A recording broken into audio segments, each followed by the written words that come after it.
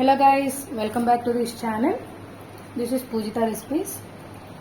ఇవాళ మన ఛానల్లో ఏంటంటే అటుకుల దోశ ఎలా వేయాలని మీకు చేసి చూపిస్తానండి.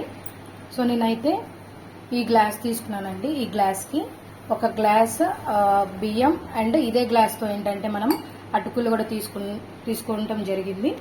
సో అవి మనం ఏంటంటే 8 hours అనేది నానబెట్టామన్నమాట. ఇప్పుడు మనం ఇందులో కొంచెం ఒక 5 నుండి 8 మెంతులు కూడా యాడ్ చేసుకున్నానండి. సో ఇప్పుడు మనం మిక్సీ అనేది పట్టుకోవాలన్నమాట. మెత్తగా శుభ్రంగా 2 కడిగేసి నానబెట్టుకోవాలి కలిపి. సో ఇదేంటంటే మనకి 2 to 3 times అనేది ఫుల్గా వాష్ చేసేసుకొని మనం తీసుకోవాలి. లేదంటే మనకి దాంట్లో ఉన్న మట్టి అనేది అట్లానే ఉండిపోతుంది అనమాట. లావు అటుకులు నానబెట్టుకోవాలి. సో వీటికి లావు అటుకులు అనేది తీసుకోవాలండి.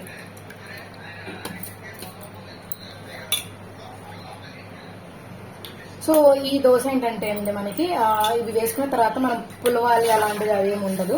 సో ఇన్స్టెంట్గా అనేది మనం దోశ వేసేసుకోవచ్చు అనమాట. ఇందులోకి మనకి నంచుకోవడానికైతే కొబ్బరి చట్నీ కానీ శనగ చట్నీ కానీ తీసుకోవచ్చు. అండ్ ఉల్లి పచ్చడి కూడా తీసుకోవచ్చు అండి దీంట్లోకి. సో చాలా టేస్టీగా ఉంటుంది. నేను ఇప్పుడు కొంచెంగా వాటర్ యాడ్ చేసుకొని మెత్తగా మిక్సీ అనేది పట్టుకుంటాను. సో చూసారు కదండి, నేనైతే మెత్తగా పేస్ట్ అనేది నేను చేసేసుకున్నాను. సో మనకి దోశ పిండికి బ్యాటర్ ఎట్లా కావాలో అట్లా మనం వేసుకుంటే చాలండి. మరీ ఓవర్గా వాటర్ కూడా యాడ్ చేసుకోకూడదు. నేను ఇప్పుడు ఇదంతా ఒక గిన్నెలోకి తీసేసుకుంటున్నాను. చూసారు కదండి అంత తెల్లగా ఉందో పిండి, బికాస్ ఆఫ్ అటుకులు. ఇందులో మనము కొంచెం సాల్ట్ అనేది యాడ్ చేసుకుందామండి.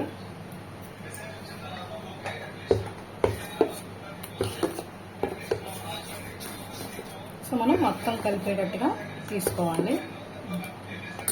సో ఇంకా మనము 5 minutes ఆగిన తర్వాత ఇంకా దోశ అనేది వేసేసుకుందాం. సో నేనైతే ఈ దోశలోకి నేను పల్లి చట్నీ అనేది తీసుకుంటున్నానండి. ఒక బాండి పెట్టేసుకొని 8 నుంచి 10 పచ్చిమిర్చి నేను ఇలాగ సగంగా ఉంచుకున్నాను. అండ్ ఇందులో కొద్దిగా ఆయిల్ యాడ్ చేసుకుంటున్నానండి. సో ఇవి కొంచెం దూరగా వేయాలన్నమాట.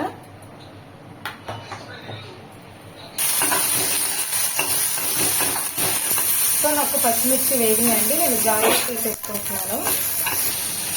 సో ఇందులో మనము కొద్దిగా చట్నీ పప్పు అనేది తీసుకుంటున్నాను. అండ్ ఇందులో నేను ముందుగా వేయించి పెట్టుకున్న శనగగుళ్ళు కూడా నేను తీసుకుంటున్నానండి. సో నేను ఇందులో తాలింపు కూడా పెట్టేసుకున్నానండి ఆల్రెడీ. తర్వాత ఇప్పుడు దాన్ని మిక్సీ వేసుకొని చూద్దాం. ఇందులో మనము కొంచెం చింతపండు అనేది తీసుకున్నామండి. సో టేస్ట్ అయితే చాలా బాగుంటుంది చింతపండు వేసుకుంటే. ఇందులో మనం రుచికి సరిపడా మనం ఉప్పు కూడా యాడ్ చేసుకున్నామండి. నేనైతే కల్లుప్పు తీసుకున్నాను. సో ఇందులో మనం కొద్దిగా అల్లం ముక్క కూడా వేసుకున్నామండి. సో ఇందులో మనం కొద్దిగా అల్లం కూడా వేసుకున్నాము. ఇప్పుడు దీన్ని మనం మిక్సీ పట్టుకొని వచ్చేద్దాం. సో చూసారు కదండి, నేను చాలా మెత్తగా అనేది మిక్సీ వేసేసుకున్నాను. సో నేను ఇంకా ఇంతగా ఏదైతే తాలింపు వేసుకున్నానో వాటిలో నేను చట్నీ అనేది మిక్స్ చేసేసుకుంటున్నానండి.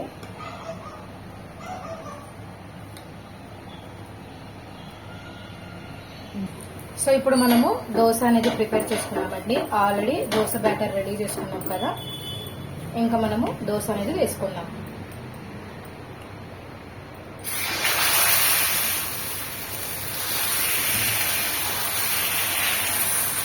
సో చూసారు కదండి, దోశ బ్యాటర్తో మనం దోశ అనేది వేసుకున్నాము. సో మనకి పులవాల్సిన అవసరం లేదండి. మనకి నార్మల్గానే ఎయిర్ బబుల్స్ లాంటివి కూడా ఫామ్ అవుతున్నాయి. సో మనకి పులవాలి చేయాలనేది ఏముండదు, ఇన్స్టెంట్గా కూడా వేసేసుకోవచ్చు ఈ దోశ. ఇప్పుడు మనము కొద్దిగా ఆయిల్ అనేది కూడా యాడ్ చేసుకున్నాము.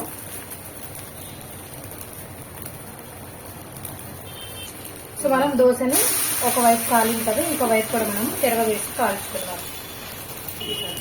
సో చూసారు కదా కాలిందండి, నేను దోశ అనేది తీసేసుకుంటున్నాను. సో చూసారు కదండి, మనము ఎంతో ఈజీగా సింపుల్గా మనము అటుకుల దోశ అనేది తయారు చేయడం జరిగింది. మీరు కూడా ఇంట్లోనే తప్పకుండా తయారు చేసుకోండి. ఎట్లా వచ్చిందో మనకి కామెంట్ సెక్షన్లో కామెంట్ చేయండి. అంటిల్ దెన్ మరొక వీడియోలో కలుసుకుందాం.